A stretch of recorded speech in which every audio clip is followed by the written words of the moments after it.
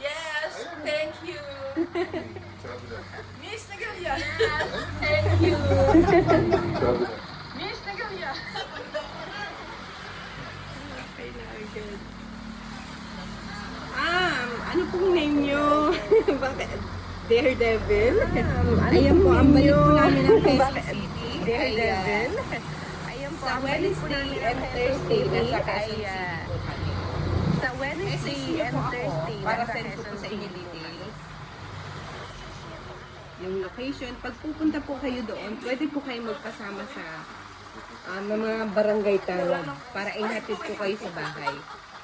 At kung pwede po, kung may sasakyan po kayo kahit motor, doon na lang po kayo mag-park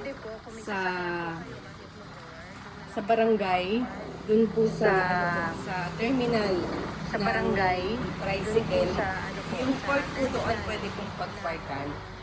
Kasi doon sa taas medyo mahigpit na sila eh. Ewan ko ba. Maluwag-luwag pa naman, marami naman pwedeng pag-parkan. Ayaw ba?